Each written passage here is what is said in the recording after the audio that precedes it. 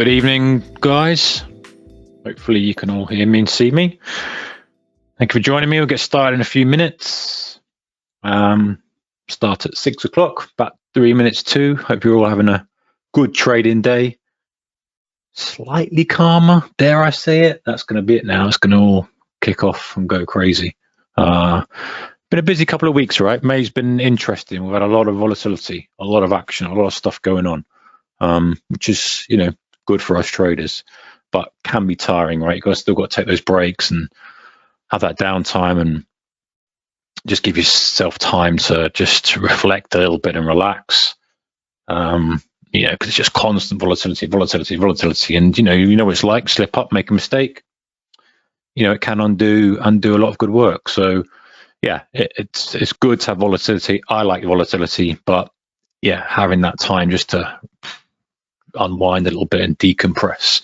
All right, let's get started. So welcome, traders. This is part 2 of trading intraday reversals, day trading club series of webinars we're doing with Pepperstone.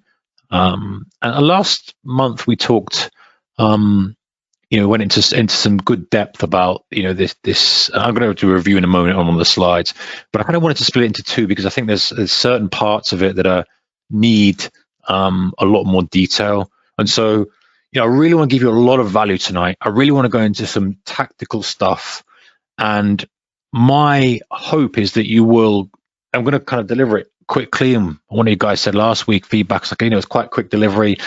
And then, I'm tossing up between, do I want to, what can I include? So I want to kind of include as much as I can. And then you take away the bits that are useful to you or valuable to you.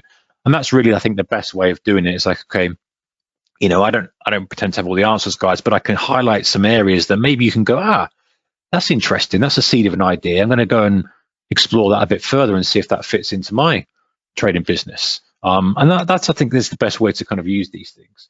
So I want to cram as much as possible in, and really almost course-worthy material for tonight and last time as well. And then we'll have another one coming up as well. That reminds me, if you like this type of stuff, on the 8th of June, 6:30 p.m., we'll do another Pepperstone Talks. This time it's going to be streaming live from London. So if you're interested in joining me and others for that, please do so. Got some good speakers lined up, including John Bollinger. John Bollinger is going to be talking about how to best use Bollinger Bands. Well, what else would he be talking about? He's not going to be talking about Keltner channels, right? He invented the Bollinger Band. He's going to talk about the best ways of using the Bollinger Band. So even if you're not a big fan of the Bollinger Band, it's going to be super useful because you get insight into some of the tactics and tactical things. And, it's a very much, it's aligned with a kind of mean reversion play. I know many people like to use them as a mean reversion tool in arranging markets, selling the upper Bollinger, buying the lower Bollinger, running across the Bollinger. But anyway, if you want to know it from the horse's mouth, the guy invented it, then turn up for the Pepperstone Talks that's streaming live from London on the 8th.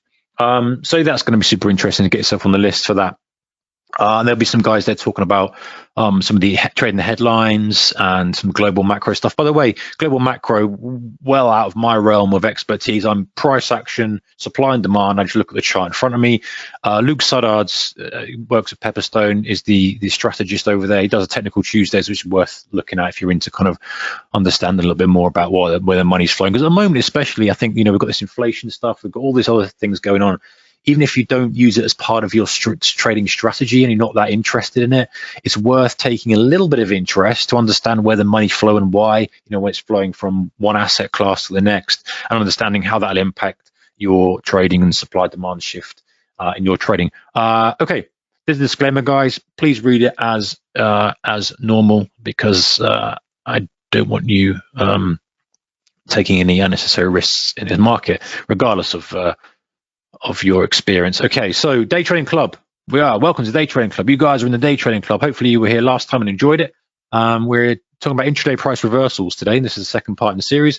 You go to tradersmastermind.com/reversals. You will get the PDF of both slides of the webinar. So if you want to go back and review some stuff, and a handy checklist for keeping you on track for trading reversals. So just kind of keeps you dialed in. And my recommendation is get it print it off, scrub off the things you don't want to be interested in, or highlight the things you are, and use it in that way. Not necessarily saying you do exactly what's on the PDF. That's not the whole point. It's kind of a tool to use, as you prefer. I'm just going to double check, guys. I've covered everything in the notes. I think I have, so let's get going. Right. We're going to talk for about an hour, by the way, and I'm going to cram as much as possible. There will be a recording sent out, I believe. So if you've missed something, then hopefully the recording, and I'm available to answer questions as well if you have a question. Okay, so part one, we discussed the importance of conditions and context. So we're talking about reversals and trading these mean reversion type strategies. The duration of the move was important, the urgency of the move, the typical time between rotations. I think that's super valuable. A little bit more on that today. Do we have a catalyst or not? Was time of day relevant? Higher time frame position? And then we looked at the importance of levels, big levels, zones. So go and watch that one. If you're kind of watching the recording now, that is the precursor for this. You don't have to watch them in order, I don't think. It's not like a series of films where you're going to miss out on context, but it probably does follow on better if you watch them in order. So this webinar, what are we talking about this webinar? We are talking about defining price targets. That's such a critical issue, right? Where do we take the trade off? Do we let it run? Do we do this? So defining those price targets, identifying the stop placement sweet spot. We're never going to be perfect with that, but we've got some guidance that I'm going to share with you that maybe give you some different ideas for the stop placement. Risk management techniques, identifying potential trade runners.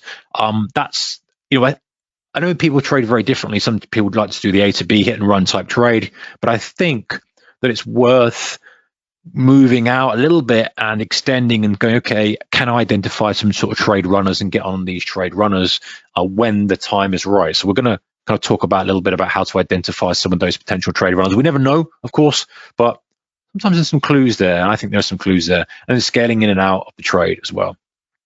All right, so let's start off with risk management.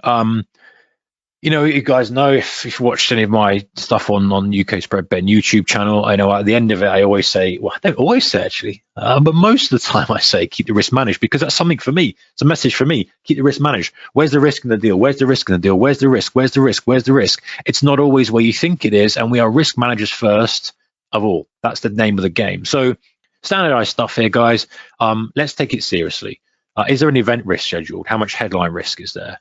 Where does my stop need to be for the trade? So we've got that event risk and headline risk, and then we've got the trade risk. Where does the stop need to be? How do I structure the risk reward ratio? Does it need to be a multiple of the risk? Am I risking X to make 2X or 3X, or am I risking X to make X? And that's okay because it's a high probability. We need to look at that a little bit more. It's a potential runner, or is it a scalp trade? And where's the best entry for this trade? And I think that's something that I think you guys will find valuable. We'll talk about that in a moment. Where's the best entry? Because I think very often we forget that we can just pause a little bit. I'm getting ahead of myself, but we'll address that in a moment. So headline risk, Pepperstone's got an economic calendar. There's one on TradingView as well. So you can go to those and check them out and just have a look. And I always look for event risk, upcoming important announcements, and prior announcements. So event risk is like, okay, is there going to be some kind of headline risk intraday that I need to be aware of? CPI, NFP, Fed speaking, whatever it may be. That will potentially impact the market. I don't want to be in a trade, or if I'm in a trade, I want to make it a specific decision rather than just drifting into holding a trade over a key announcement. So event risk, upcoming important announcements. Now, why is that important? Because if let's say everyone's waiting for NFP numbers or an interest rate announcement or something key tomorrow, then very often the day before is a little bit quieter. Volatility contracts, range contracts. And so I want to take that into account when I'm looking for my trades. I don't want to be kind of looking for these explosive moves that are breakout and are coming to fresh territory. I want to go, okay, I possibly want to say this. Okay, I want to look for maybe mean reversion back and forth, ping-ponging around a VWAP or something like that. And then prior announcements as well. So you should probably know this, but if you're coming to a fresh market, maybe you've been trading for a while, you might want to go back and say, well, actually, we're still running on the fuel of Fed, or we're still running on the bearish sentiment of CPI, whatever it may be. And that is still kind of lingering in the market. And so that pays to understand that. So just accepting and understanding the risks. At the end of the day, guys, we may not allocate capital based on what the Fed has said or what the CPI numbers are or any of this stuff. But other people are. Other people with who are seriously well capitalized are moving money around based on these global macro themes. And so we need to just know where that money is going to flow. And obviously the algorithms are reacting to sudden headline news as well. So it's just important, simple thing, part of your checklist. All right, let's talk about stops, sweet spots. So I think there's a little story for you. I'm going to say 15 years, probably not quite that far. Maybe it was actually 15 years ago. I did strategy trade in the Dow. I've told this before, and it kind of really sticks with me a lot. And I did day trading strategy in the Dow, and I was kind of reviewing the results, and it wasn't effective, right? It wasn't working. I was looking at it going, this is, I know, I feel like I'm getting the right entry. I feel like it's got potential. What's wrong with it? And I went back and I kind of analyzed lots of the trades and printed the charts off and filled the floor with all the charts. And I kind of looked at it and said, I'm getting stopped on a lot of trades that actually are working. What about if I just extend the stop a little bit? And, I went back and kind of did all this and looked at that. And I thought if I had extended the stop by a small amount, not a huge amount, all of a sudden it changes the dynamic of the strategy. The strategy becomes a far better strategy and something that you could say, hey, this is working. And so that little tweak meant I didn't discard something that was actually quite useful. It was just a stop tweak. I think very often, we talk about a lot of this in kind of the Trader Mastermind calls, guys, is we've got a lot of dials that we're adjusting, and we're trying to adjust the entry and this and that, the other. And stop is such a big dial. It's a big lever as to whether the strategy is going to be effective or not, right? And so it's something to pay attention to. So a stop should be located where the premise of the trade is no longer valid. I think that's a good rule of thumb. Okay, and we kind of take time to consider where that could be. Now, under or below a key level, or above a key level, should I say under or above a key level? We all know this. If you've been trading for a while, that's the kind of the textbook way of placing a stop, right? But there's a trap with that in a way, is that often the market you probably trade has a lot of wicks, right? You get wicked out a lot. And that is the downside of doing that, is that if you always got your stop in a place where everyone else has got the stop, then it's going to be pinged. The guys in the pit used to just pull the market, push the market to a level where they knew there'd be a load of paper stops coming in. Paper stops would flood in. They'd take the other side of that deal, come out, they'd make their money. There's no different today. There's an argument, that's still not solved whether it's actually manipulated as such and moved around by big boys. But I think it's just a little bit of a self-fulfilling prophecy. There's liquidity there. Market tends to trade to liquidity. Market will find liquidity spots and often will reverse at that level because then there's a thicker liquidity up higher. So we won't go into that, but just watch out for the trap when you're using stops under or above a key level like everyone else. I'm not saying you can't do it, but under certain conditions, consider other things. And number two is a percentage of ATR. So ATR is just the function of volatility, basically, or the range, average true range. You guys probably know this already, available on TradingView and all the platforms, and it just helps accommodate the volatility. So when volatility is expanding, we can use a percentage of ATR. I'm going to show you some examples of these in a moment, and I'll show you why that's useful. An X-minute bar extreme, so if we're using it as a trigger, I will go to that. So like a 5-minute bar extreme, we can put the stop behind that, and a percentage of the trigger bar range. And so let's look at a few of these. So because when we're trading, this is, especially if we're mean reversion trading rather than trading momentum, we don't have the luxury often of the wind behind us. There's markets we had months ago, guys, when it's momentum. You could be absolutely awful at timing, and you probably get away with it because there's so much momentum there. Slightly different with mean reversion, because if you don't time it well and there's still a little bit of noise and you're a little bit early to the party, the stop becomes so much more important. So let's talk about this a key level wall. So you're hiding behind a key level. So you've got a couple of examples here. I just pulled a DAX chart up.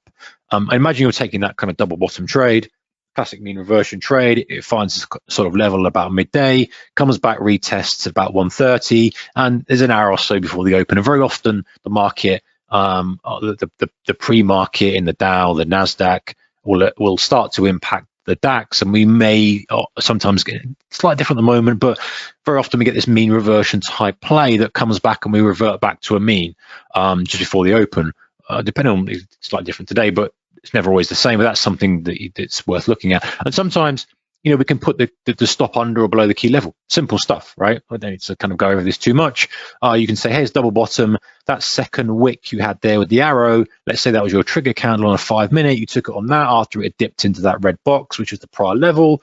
double bottom type characteristics. The width may be a little bit wider, but hey, and then you said, okay, I'm going to put my stop below that key level. Fine, that would make sense. And your exit would probably be up in that green congestion area just before the open. For me, before the opening. We'll talk about time of day exits in a moment and targets. So there's that classical stuff. Right, percentage of ATR. So I think this is really good. Let me explain what it is first. So take the ATR of the day. I just use 10 period just because I prefer a little bit more weight on the current conditions. I know 14 is the default. Some people use 20 on a daily chart. So let's say we had USD JPY here, put a 10 period ATR on, and we say, okay, well, actually the average range, 100 pips, okay? And then we take that to intraday and say, well, actually, I'm going to use a percentage of that daily range as a stop. And I'm going to use 50%, 30%, whatever the number may be. And you kind of extend that and you just use your tool if you're trading with your MT4, whatever, and drag it and say, this is where my stop is going to be. Now, the good thing about this is that you obviously accommodate a lot more noise. The bad thing, of course, is that the risk reward structure tends to be skewed because you're using a wider stop, right? So it's pros and cons, not chicken and egg, it's pros and cons.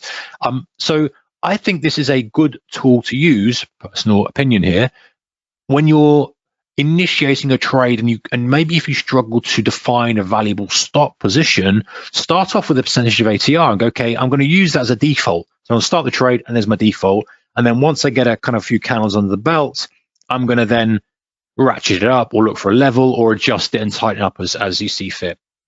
I often like to think of the analogy of flying, right? When you fly, when I learned to fly, there was the takeoff, the cruise, and the landing, and that's very similar to trading, right? Because in the takeoff, you have an engine failure after takeoff. You haven't got much time to do anything about it because you're full throttle. You're trying to climb out. If that engine shuts off, you've got to stick into the glide, and you've got a few minutes, depending on obviously how far you've got off the ground.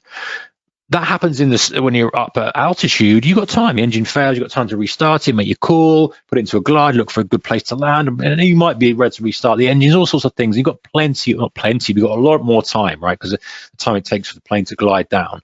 And then as you come into land, you're committed. Once you're committed, you haven't got any more. If the engine fails then, or something goes wrong, you're kind of committed and you're going to have to put it down. You can't go around. You can't do anything about that. And so the same, I think, with trading. And this analogy that I like to use all the time is, hey, at the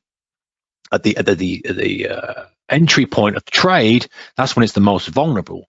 And so if you have a wider stop there, not suggesting you do this, but if you're kind of thinking where to put the stop, you start off with the wide stop percentage of ATR. It doesn't have to be so wide, but you start off with that fixed ATR that accommodates volatility. 30% of ATR, 30 pips or whatever it may be. You go, okay, that's fine. It's a mean reversion. I feel like I'm extended. Let me just let that settle in for a bit. And then when I've got a bit of cushion, maybe I'll ratchet it up. So you can kind of mix and match these things. And I think that, percentage of ATR is something to start off with. And then when we kind of come into the landing, if you like, on the trade, as we come into the target, we want to be a little bit more aggressive with making sure it doesn't, come back against us. So that's one kind of concept, is the percentage of ATR.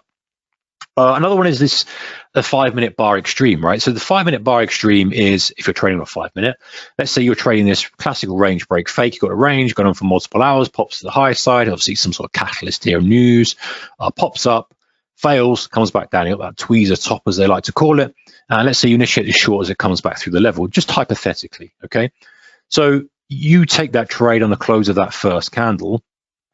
You would use a stop, or you could use a stop above the 5-minute bar. And then as the market puts another 5-minute bar in, you move the stop accordingly. You kind of trail that stop. So this is a good way of doing it when you have a specific trigger bar. It doesn't work for everything, because sometimes the 5-minute, if it's kind of rolling around, just grinding around at the top, you're not going to use that because it's not going to be any width. But when you've got a specific trigger bar, remember we go back to a stop should be in a place where the trade is no longer valid, the trade thesis is no longer valid. That's perfect, right? Because it's a push up, it's failed. We've seen a lot of supply come in, and it's just struggles getting higher, start to roll over, had that kind of that tweezer top, that trigger bar, and then we go, okay, I'll put the stop there, because it shouldn't go back. If that's a genuine trigger bar, it shouldn't go back to the high. So it's a simple, obvious place to put it, and then you can ratchet it down. You get the next candle, and this example, we kind of came out about, what was it, 1, 2, 3, 4, 5 bars in, I think it was. 5 bars in when it took out the high of the prior bar. Ding, you're done. Now, obviously, that has a very specific thing you're looking for, which is that momentum on the 5-minute candle to continue, and some understanding that might wick you out, just take you out when you don't want to be. But it's a good it's a good thing to consider. Another one is if the trigger bar is wide, rather than using it rather than the whole bar as a width, use a percentage of the bar. So we had this kind of example here. We've got some data coming out, and this is the kind of thing you'd get short on. This is the kind of thing I like to get short on. That big trigger bar there, getting short on there. Now, hindsight, you'd stopped out on this, but it's worth studying some of the stuff that doesn't work, because then you can improve, right? It was cherry picking all the good stuff. Big trigger bar to the downside. You can use a 50% of the bar. And so that's too big to you. You don't use a massive stop covering the whole of that. So when I'm getting a big wide range bar that's like I'm engulfing the whole of the prior move, then you can say 50% of the move or something like that, and say, okay, fine. If it comes back up, I'm going to be triggered out. And you would have been triggered out in that second green candle there. All right, so let's move on to defining price targets. I like some of these. So how do you come up with a good trade target? What even is a good target? And textbooks say go from here to here, gives you key levels, and that's fine. We'll touch on that. I think there's more that you can look at here. Volatility base is one idea. Price based, duration based, one of my favorite ways to trade. Risk reward based, and then trailing. So let's have a look. So volatility base is using a percentage of ATR again, or a pivot point, right? If you use floor trader pivots, your S1s, your R1s, etc., they're going to be adjusted to the prior day's volatility. So sometimes they can expand a little bit.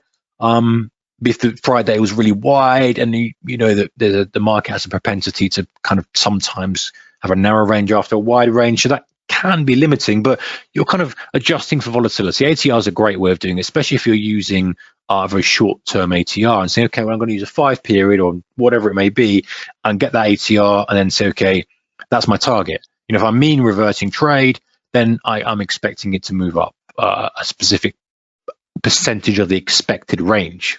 Expecting a lot. We're traders, right? And target based. So classic, guys, everyone knows that the target based approach is that when you're trading that reversal, if you identify early if you're trading for a bigger move or a scalp type trade, okay, and we'll talk more on this in a moment, and some of the clues how to kind of just take that to another level, a little bit more advanced, if you like. So mean reversion, if we're taking a big kind of classic mean reversion trade, the mean can be a moving average, right? VWAP, one of my favorite indicators, that volume weighted average price, institutional benchmark. I have a lot of different strategies based around that. Maybe going back to an open. So with day traders here, market kind of trades lower, you get that kind of reversal pattern, and you go, where am I going to target? Well, actually, a lot of people are always looking at the open, especially if you're trading that regular trading hours session. And so the open is quite a good target very often. High, low, middle of the range. If you're kind of struggling to find the VWAP tends to be the middle of the range in a range-based condition day, but if the VWAP is sloping, the middle of the range will be a little bit higher. So you can take that into account. And if you're looking for the bigger move, the whole day, prior high, prior low, a market loves to trade to Globex highs and Globex lows if you're trading ES.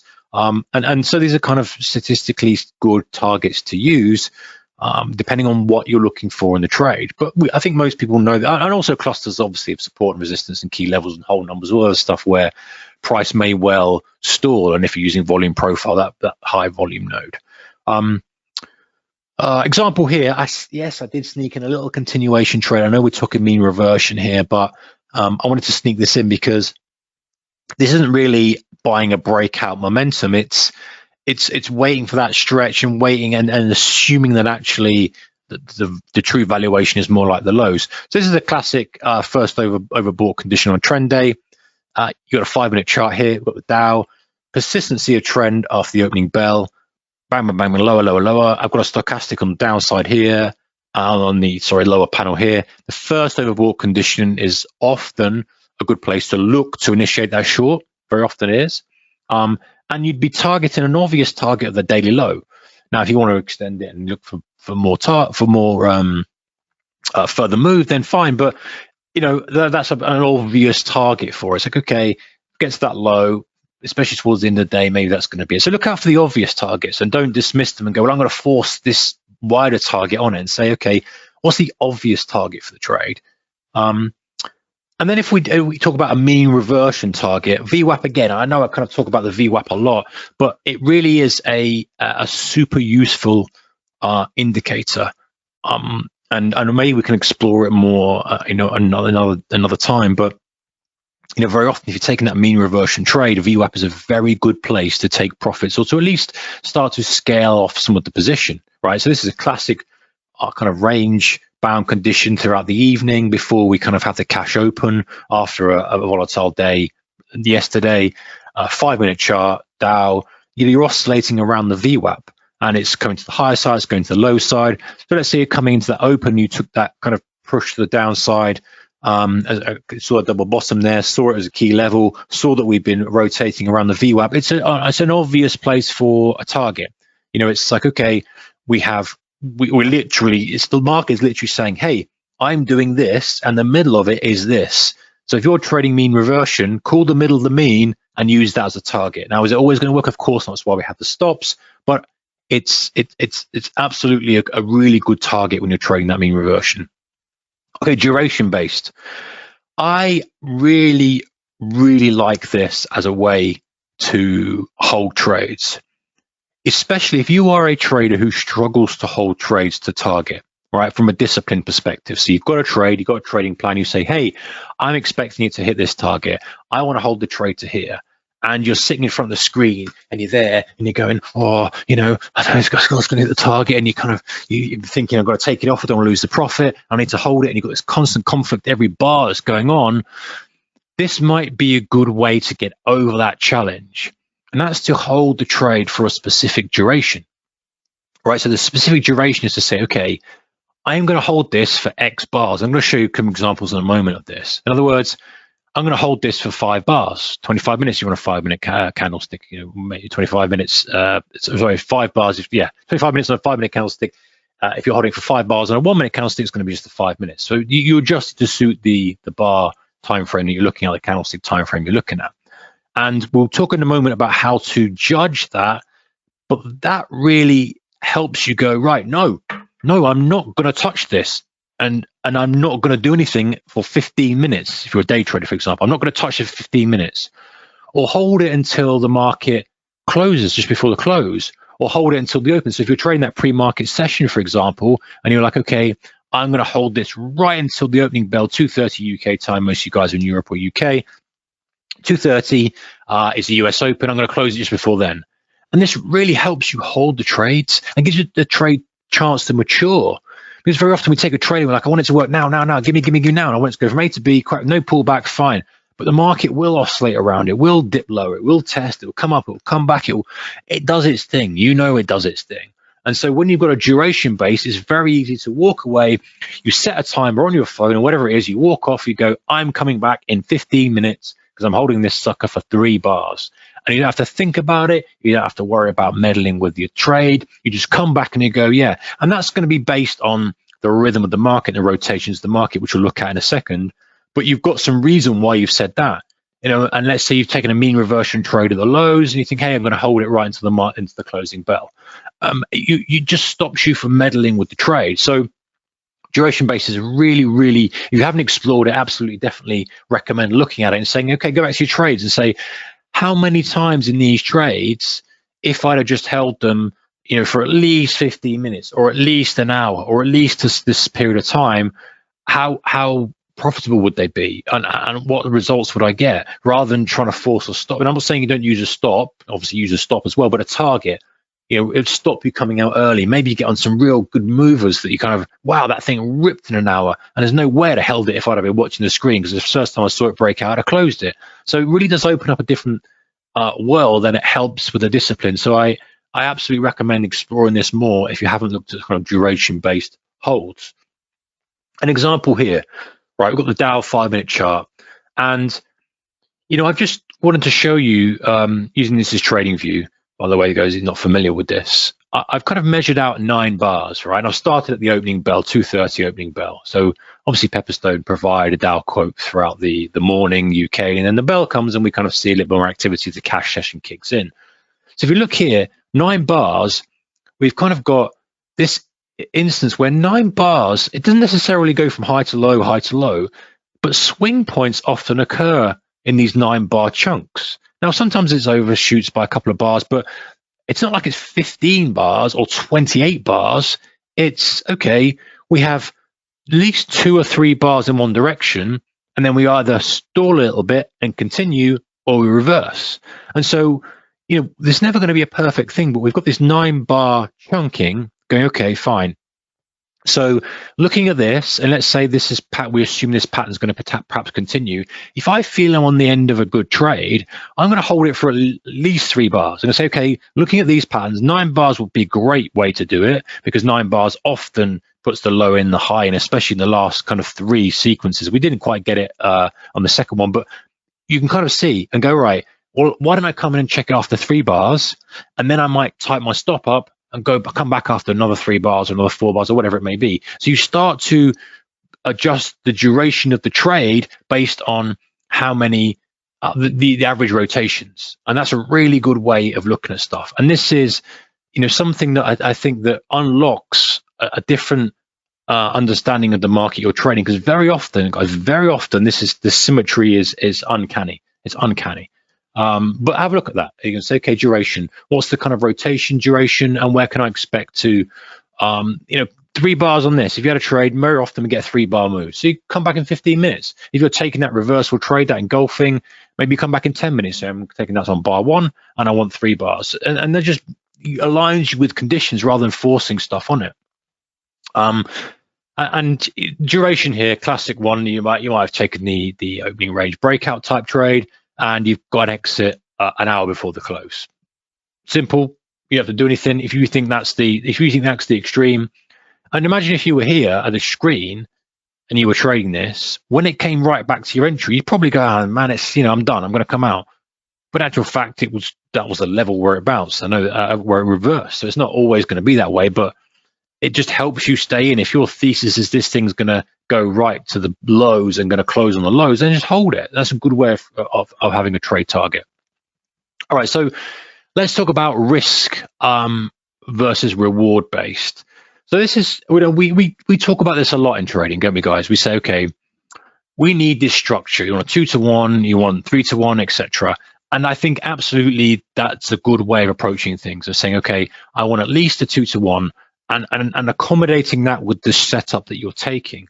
So you might say, okay, I don't know where this is going to go, but I want to be rewarded at least twice my risk for this trade. So for some setups, this is a good way to approach it. You've got to be careful you don't force your requirements onto the market, but at the same time, if it aligns with conditions and stuff, you say, okay, I'll structure this as 2-to-1. I'm going to short this break here, put a stop above the high. We're using that kind of key level area. And I'm going to just literally say, I want twice the amount of risk I'm taking on this trade as a payoff, and structuring it like that. So you structure the trade, fine, classic 2-to-1, 3-to-1, maybe you just go 1-to-1. And for you guys who are not familiar with this, that ratio just says, hey, if my stop is 125 ticks away, then my target is going to be 250 ticks away. I want to be paid twice the amount that I'm risking. That's your kind of risk reward ratio, which I think is, don't get caught up on this. Personally, my advice, or I'm not giving any advice, but my feeling is don't get too caught up on this, because if you force too much, you're asking too much of the trade sometimes, but it's well worth bearing in mind.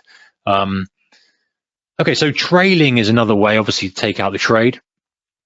I like to either trail a stop under that last candle. We talked about that 5-minute candle, so when the market kind of moving, especially if you get a trigger off a mean reversion setup. So if you have that double bottom, you have that double top, you have that some kind of level and it reverses off it and you get a trigger candle, then that to me opens up the possibility of trailing the stop under that candle, because it's almost like there's momentum, but it's within a mean reversion play.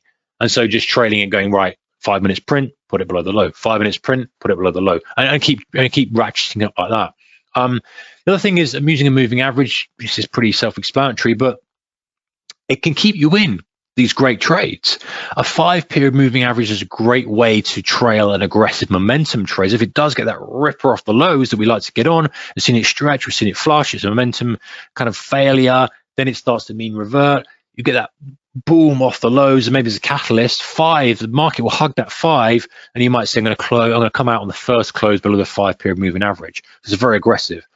But if the move off is a little bit mundane, a little bit less aggressive, a little more of a slope to it, then you might use a 20-period moving average and say, okay, I'm prepared to accept a little bit more noise on the way up. And so you adjust and again align with the conditions. So it's a real rocket ship 5. I want to ride it, come out the first little blip. Great. If it's kind of dithering and this and that, then a bit wider. I'm going to have to accommodate that and deal with the market that's in front of me. Stair step type trail. So that's the classic, goes up, comes back down, holds a level, pushes to highs again, ABC, and you just ratchet your stop up below that. The only thing Peter, actually, the guy in Trades Mastermind who runs one of the calls, does that very often with his swing trades in Forex. The challenge I have with that, especially if you're really trading, on a lower time frame, is that very often it comes back and just flicks through, just pings you out before it goes. So adjust accordingly. You know your market you trade, you understand the nuances. Some markets are wickier than others. If it's a real wicky market, you're trading DAX, maybe crude at the moment, those type of things, you're probably going to want it a little bit wider. You're trading something a little bit more methodical with some more structure, you can get away with that type of thing. It's knowing and understanding the market you're trading, right? And a time-based stop. So you move the stop up every X bars. Again, I really like time-based approaches, especially if you do have this thing of I don't know where to come out of this, I don't hold it as long as I should do, then just use time. It's such an easy way to accommodate those different things and say, okay, I'm just going to hold it. 15 minutes, I'm going to look at it, and then I'm going to adjust the stop. And it doesn't have to be mechanical as such. It can be, 15 minutes of move. Now, what did that 15 minutes do? Actually, we had a bit of resistance, and then we've broken through it. I'll put it just under that. And so you can put it in a technically sound position. So time-based stop is well worth exploring as well. This is an example of the 5 SMA. I think this is a great little tool. If there was some pattern that got you in on this, maybe this kind of is it a head and shoulder? Maybe you could just say that was a head and shoulders up there. I suppose it is. But let's say you got on that for whatever reason. Right? I'm not saying that that's a specific trigger, but look how that 5 SMA just goes and just literally holds price, keeps you in that momentum until that first little pause, which is just that green candle, and takes you out. Now, of course, it goes further. But if your objective is to ride that move while it's happening, then that's great. This is a good tool, in my opinion, when you get those aggressive reversals. So we get those V-shaped reversals. If you happen to get, they're difficult to trade. I know they are. Sometimes they're hard to get on. As you watching it, you see the trigger candle and you take a go and you're like, yeah, I fancy that. I'm going to have a go. They are tricky. They're not structured, but if you can get on them, if it's a sudden shift in supply demand, right? It's just demand coming in off the lows, then it's going to ride that 5. And you don't know how far it's going to go.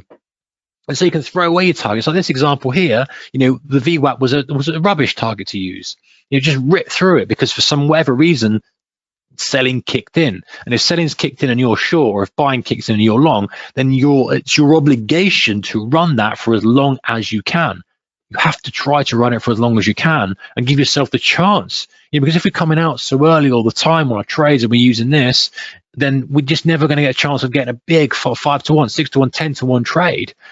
So you consider that not in every trade, because if we have these oscillations, rotation type movements, it's going to close there every 3 bars.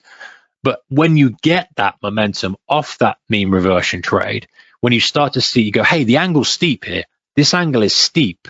And so if this angle's steep, I'm going to use that. I'm going to say, okay, where are you going to go, market? Because wherever you go, I'm happy to come with you. You just tell me when to come out, and you just sit there and you go for another bar. And sometimes, you kind of goes above, you think it's going to close, then the last minute goes low, like you're in again. And eventually you get that kind of tag.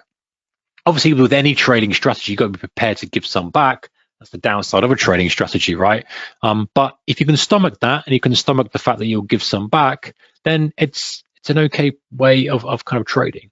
All right, so this is something that I think comes up a lot, and I often think more about, okay, what clues are there, whether this is going to be a scalp hit and run type trade, or it's going to be a trade to kind of hold for a bigger move.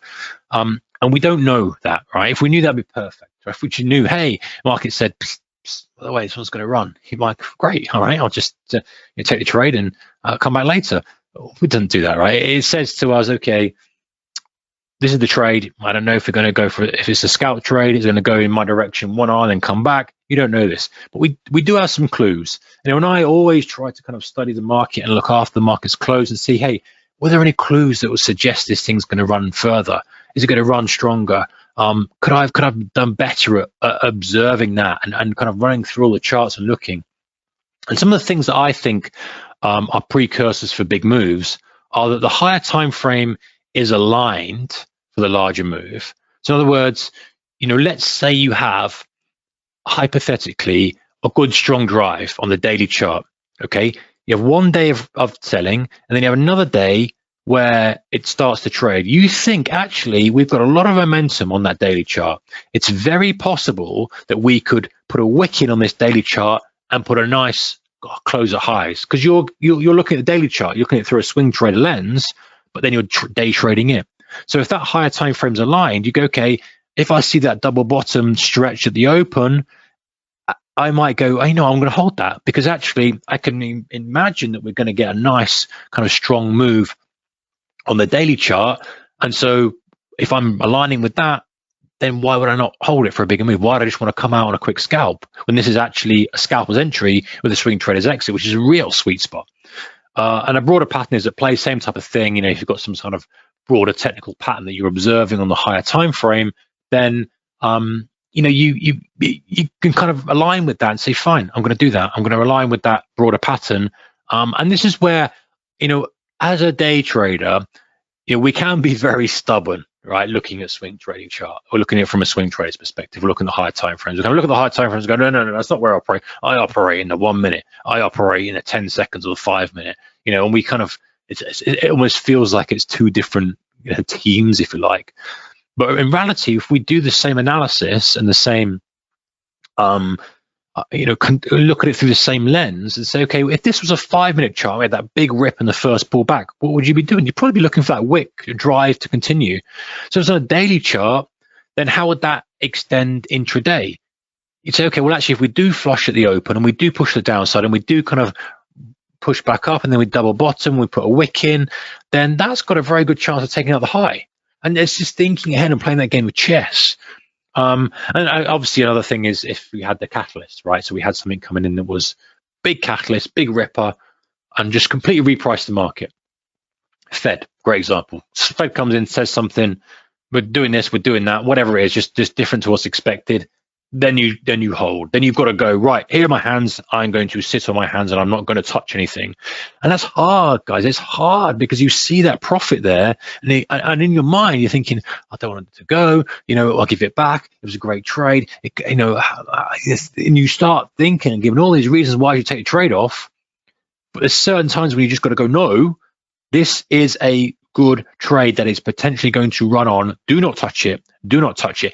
And that actually, you can kind of work two things together here and hold the duration and say, actually, tell you what, because you've got this internal conflict, just you take it out. It's a big trade. I made a lot of profit on this. It's going to make you weak. And you're like, yeah, but hold it. Just hold the trade. And you've got this conflict. Yeah, but you're going to lose it. And you've got this mind conversation going on. An easy way to soothe that is to say, okay, I'll tell you what, I'm going to hold it for another 15 minutes. And I'm going to make a decision. And you just put a clock on, timer on. You walk away, come back, and then you say, actually, it still looks all right. I'll hold it for another 50 minutes. So instead of having that decision to make every second the market moves up, should I close it? Should I close it? Should I close it? Should I close it? 100 times a minute, and eventually you give in because it's just fatigue and so much stuff going on in your mind, especially when you're trying to develop this skill set.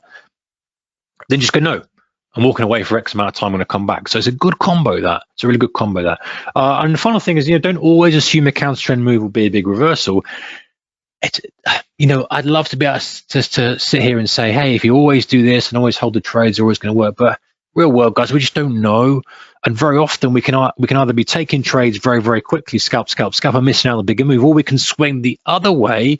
And we end up looking for the counter trend move, big, massive counter trend move all the time, and getting stopped out. And actually, the answer lies somewhere in the middle for you to solve. That's the beauty of this game. It's why we love it so much. But you can't solve it. But it's always like, oh yeah, got it right today. And just generating these little bits of data that you take forward to the next day and the next week and say, I've seen this before. I recognize this. This has a good potential to take out the high, and we're currently at the low. Just sit tight. It's worth sitting tight. It's worth risking the money you've decided to risk on this. Ratchet your stop to break even if you need to, just to see if I get the extension. I've done the hard work. I've put my money on the line. I've waited. I've pulled the trigger. the market can pay me if it's going to do it. Okay, let's just see what happens. So it's well worth considering that. And so, we look at this quick scalp versus trade to hold for a broader move dilemma, and think of the structure of the trade that you're taking. So checking levels and conditions. So 2 examples, right? The market's flushed at the open under a key level and held. So it's flushed, and we've got a broader time frame. We've got a broader pattern in play. Flushed, held. We know that very often the low or high of the day is put in the first 15 minutes, hour of your trading day, right? We know this. We know statistically that's often the case. So if you feel like you've got the low of the next 5 minutes, 15 minutes, why not think it's the day? Well, I think actually that could be the low of the day. I might have bought the low of the day there. You don't know, obviously, because you're at the hard right of the chart and it's very confusing. Of course, it's meant to be, but you sometimes got to put that in your mind and go, if this is the low of the day, this could be a really good trade. And it's structured in the right manner.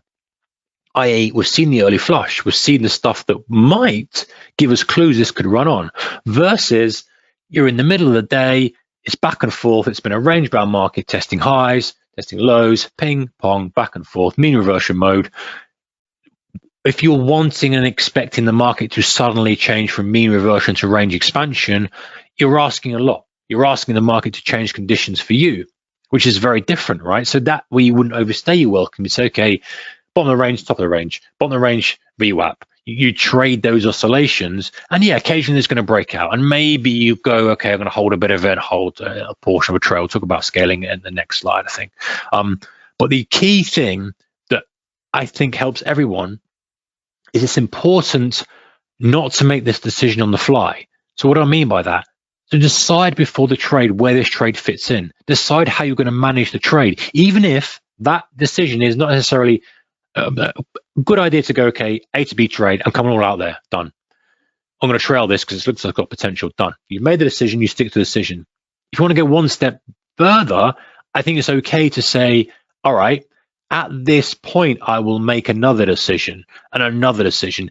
So rather than that constant thing in your mind, you make the decision like, okay, I'm going to hold it from A to B. At B, I'm absolutely definitely going to close half.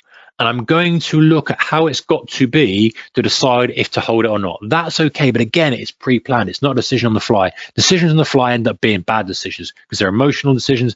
And we know, guys, when we trade with emotion, it tends not to serve us. It tends not to be in our best interest, right? So make the decision before. Be very structured about it. Imagine you're sitting there and saying, okay, this is the bit, this is this trade. This is the ideas. I'm going to trade it. And sticking to that, because that just helps so much, not only with your peace of mind and that internal dialogue and conflict that we can have, but also with the data you get and being able to go back and saying, actually, yeah, I stuck to this.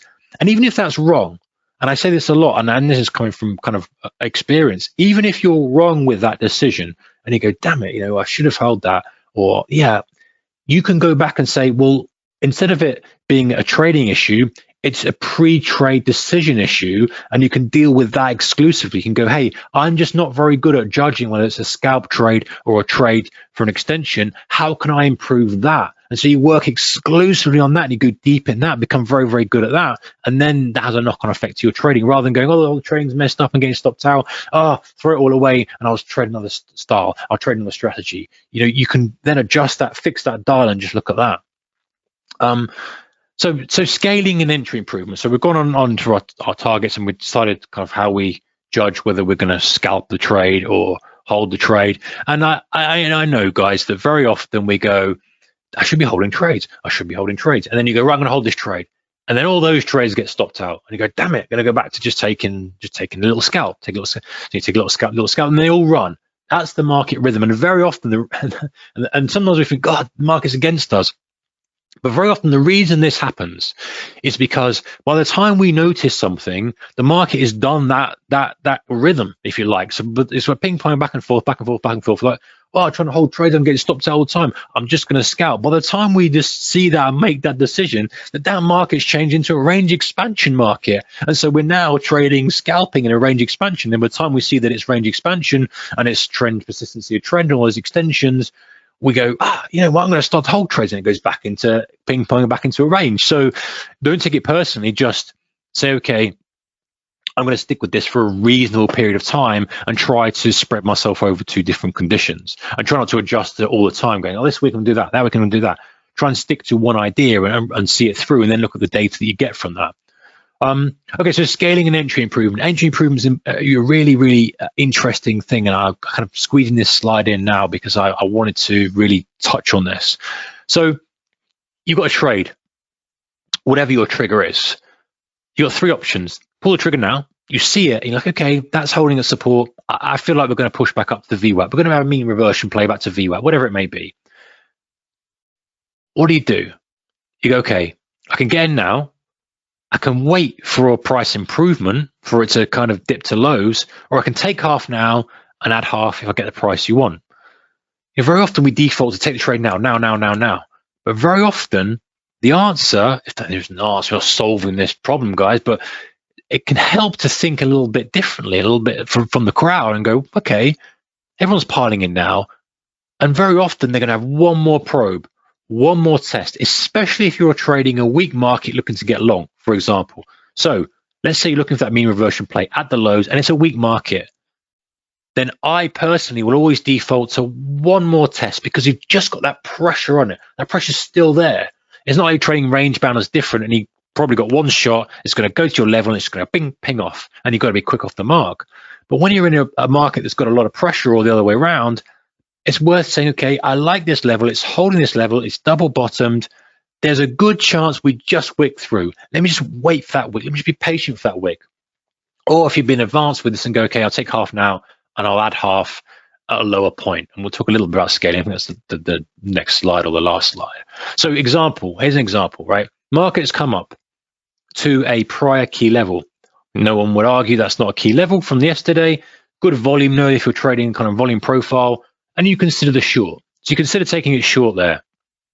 And it's actually reasonable risk reward structure, okay? Because your stop's going to be, I should have extended that out, but you can see that line will extend above that high. And if you're being kind of textbook about this, you're like, okay, it struggled a little bit intraday. I can see on this day, it's kind of, oh, I put a wick in, it's testing again. I think we're going to roll over. And so, and then you look at the prior day and go, yeah, it's going to roll over. And you kind of convince yourself and you take the trade. But there's two things that can happen here. Well, it's more than that, but a couple of things that the outcomes which affect the way we trade this. If it works, fine, great. You got the stop there. It's a 3-to-1 risk reward ratio. If it goes back to that low of the day, well, it's just a little bit. It's not quite the official low of the day because we started off low, but forgetting the early hours, it's almost the low of the day, right? That'd be a good target if you were trading this mean reversion back to those lows. 3-to-1 risk reward ratio. But you've got to have your stop wide. You've got to do that. Now, if you wait, and this is a cool feature actually on TradingView, which you haven't used, try it out. It's a ghost feed, I think it's called. Really cool feature. You kind of puts in dummy candles to kind of imagine this type of thing. So I put this ghost feature in and said, okay, well, if you waited and you waited for it to break through that level first, just ping out stops. You know how many times you get stopped at the high and stuff? Don't be that trader. Be the one who waits for those traders to get pinged and then take the trade. Now, is it always going to work? It's not, but it's something to consider. And you say, right, well, actually, if we do get that ping out and then we roll over and I just wait, I'm a little bit more patient, I wait a few more hours or whatever, a few more minutes if you're on a really low time frame and take it there, same target, same structured stop above the high, but better this time, better because you've already seen the test has failed. 5-to-1. You massively increase your risk reward ratio. Now, I'm not saying you're always going to get this, but sometimes look at the conditions and rather than zooming right in on that setup and going, I'm looking at this fate, look at this, go, okay, how's it got there? What chance has this? It's got a higher chance than other things of breaking through one more. And like I say, when there's a lot of pressure on something, then the market has a more of a propensity to do one more push. When it's kind of drifting and you don't get time. So think about how it's got there. If it's a real strong thing and it's kind of double, it's still got that strength behind it and it could kick in at any moment, wait for the fail. If you miss it, you miss it. But if you get it and you manage to structure something like this, and you can structure it above an obvious level, you've got 5-to-1 rather than 3-to-1. That's huge. That's huge just for waiting a little bit more. Not always, but it's worth considering. Okay, so we've got a few minutes. Great. Scaling in. So the thing is with scaling in, guys, is that you can fall into the trap and be very, very, if you're going to scale in at a better price, i.e. price is there, let's say you're long and you're adding in more, you're adding more, you're adding more there. You've got to be so disciplined, because the danger is you're in your largest size on your worst trades. Obviously, going lower, adding, finally flushes, you're out on a big clip. And you're in the least size on the best trades, because the trade kind of just takes you and goes. So you've got to be very, very structured with it. But a lot of traders who've been trading a while, and prop traders do this, they scale in, they scale around a core position. They buy some, they sell some. You don't have to kind of always add and hold the whole clip for the full move. You can add some within the structure of the trade. Don't keep adding blindly, hoping and praying, oh, one more bounce, please, one more bounce, I'll never scale in again.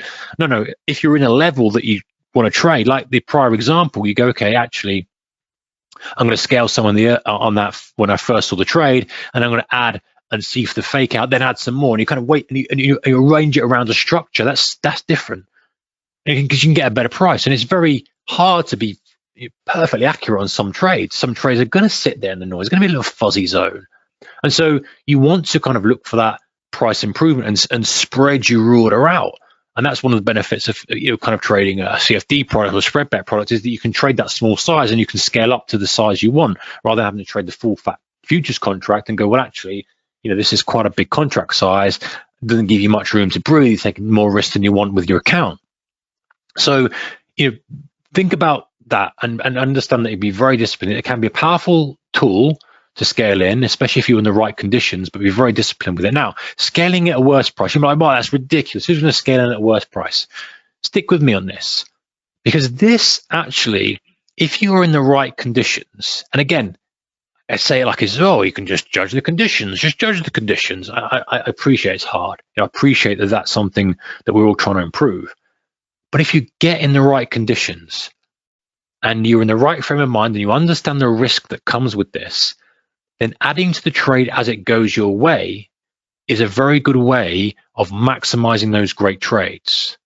Now, your average entry price gets worse. Of course it does, because let's say you're selling even lower and lower and lower, but you're in your biggest size and you're winning. So if you're a trader who likes to look for you're like, okay, this has got a real good chance of running strong.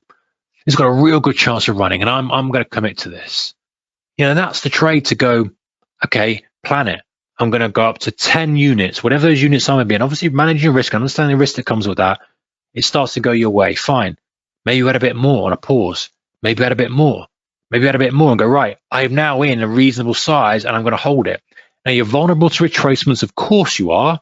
That's the downside of it. But if you're in the right move at the right time, you're in the biggest size and the best trades. If we go back to that, for example, as hard as that is and challenging as that is to predict before it happens, if you're in that and you think this is pretty hefty, and you treat each entry as just a trade in itself, so it's gone low, you've taken that little breakout, that little resistance support level up there, then you get a kind of push through the VWAP, then it kind of goes through the tail. You go, okay, I'm going to take that because it's gone through the tail, and you add that and say, but I'm going to put a stop on that 5-minute candle. Then maybe you add another and put a stop on that 5-minute candle. So now you've got 3 times the size, 4 times the size, 5 times the size. Again, accepting risk, please accept the risk, but understand the risk that comes with this. But if you do that in the right conditions, then if it does cascade lower and lower and lower, like this type of thing, then all of a sudden you're in the biggest size on the best trades. Now, of course, the downside is that it just comes and pings you out and just doesn't give you what you want from the trade, and you end up, it's a skill set in itself, right? Because if you scale into letting get too aggressive, you're like, oh, I'm just going to slam more size into lows, and you're way away from your entry point, then you're asking the market to do such a big thing. So it's worth considering. And I know it's kind of adding an extra dynamic to your trade ideas, and it can add some more complexity, but if you're very structured with scaling, it can be very powerful, because it means you don't have to be exactly right straight away. And the better you get with, it's like anything, the better you get with learning this skill, then the more accomplished you'll kind of be. And scaling out, I love scaling out. I absolutely love scaling out. I think it's a good way to get the best of both worlds, right? Because you imagine this scenario, and we talked about this. Is it a scalp trade? Is it a runner? And we don't know. It's all very well sitting here and saying, yes, well, it's going to be a runner. And I really want to iterate. We'd never know. At the hard right face of the chart, we haven't got a clue. We can pick up we have got a clue because we can pick up clues. We don't know for sure is perhaps what I should say. And we start to evaluate clues to decide whether this is going to run or it's not going to run. Okay, but we don't know for sure. And so scaling out gives the best of both worlds. While it's running to the VWAP, or run it, you go, okay, well, I'll peel some off just to pacify that little voice that says, take some off. And you can start to scale stuff out, and you can use all of these things and go, okay, I'm going to come out of VWAP. I'm going to come out of the prior low. I'm going to come out after an hour. I'm going to trade on this 5-minute SMA. You can then compound all these tools in one trade, so you get the best of both worlds and go, right, actually, yes, maybe it's not perfect. I'm getting a full size clip, all the size in the world on that big reversal, but it also means that if it does go my way and come back, I've taken some off. And so consider that. Honestly, understand the risks that come with this, of course, but consider the scaling. Consider scaling, should I say. It's a very useful tool. And feeding some of those positions, those key levels, so VWAP, peel some off. Definitely going to peel off a lot into that. Then as you break the prior high, definitely going to peel off a lot into that. And you might have a sliver, hold a small portion. Let's say you were trading a mean reversion, range bound condition. You might say, okay, VWAP, prior high, actually, I'll hold a tiny little bit just in case we range expand, just in case. And you kind of almost have a gamble on that last bit. I know you never like using that word, but you almost do. Say, meh, chances we stay in the range all day. But if we do just pop out and we do just kind of stretch, then I've got a good cushion. I've got a good place to be. And again, like with all these things, guys, just make the decision before the trade. I'm a big fan of that. It takes all the cognitive load away from you. If you've made a decision that you're going to scale, I'm going to scale here, here, here. I'm going to use time. I'm going to use this. I'm going to use that and the other. It's planned out. And if it turns out to be wrong, you look back and go, how could I have done that better? You're not beating yourself up in the middle of the trade going, I knew I should have taken it all out. I knew I should have held it, because you're never going to get it all right, always right. And you're never going to be right because the market always go way further than you expect.